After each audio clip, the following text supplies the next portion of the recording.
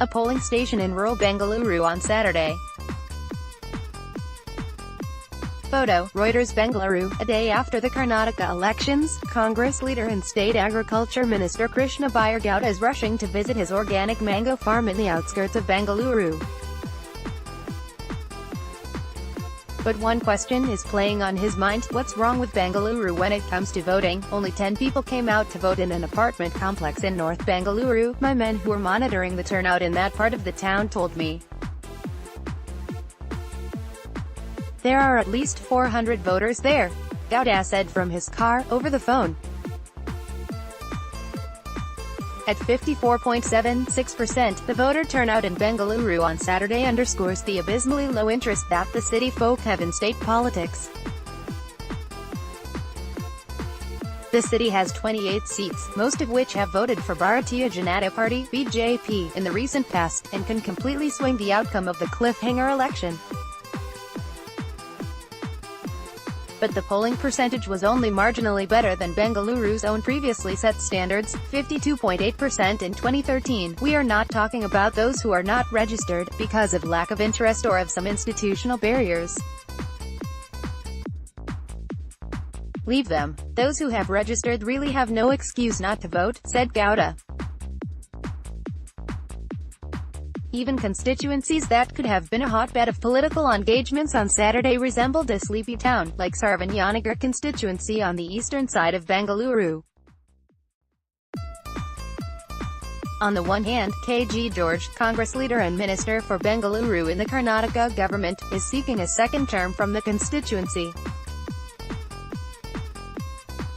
He is facing allegations of corruption, land grabbing, abetment to suicide of a police officer and general incompetence in solving the city's many problems. On the other hand, the opposition BJP is rallying the Hindu votes, a minority in the constituency, under MN Reddy, who was in the news recently for wheeling in a 62 feet, 750-ton Hanuman statue from Kolar on a 300-wheeler truck, causing considerable chaos on Bengaluru roads. Then there is Prithvi Reddy, convener of Aam Aadmi Party (AAP) in Karnataka.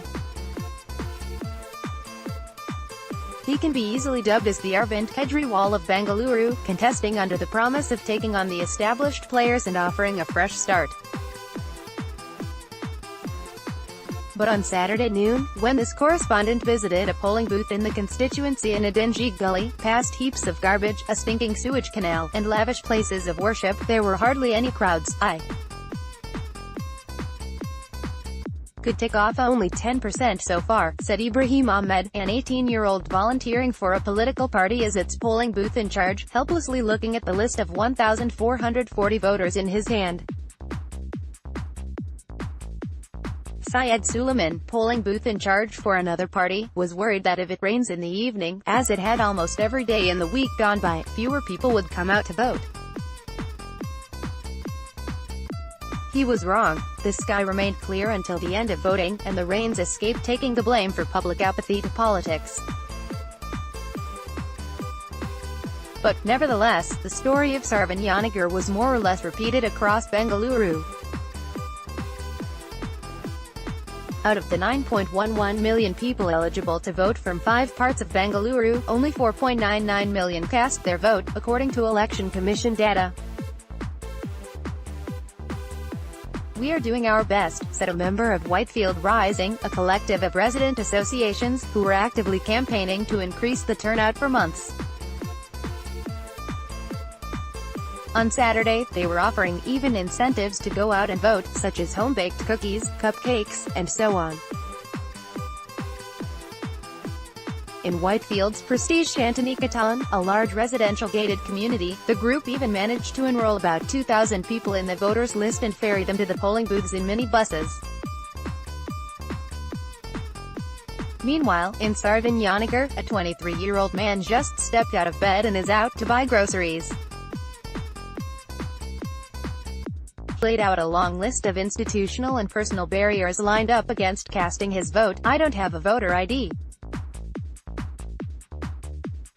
I tried applying for one once.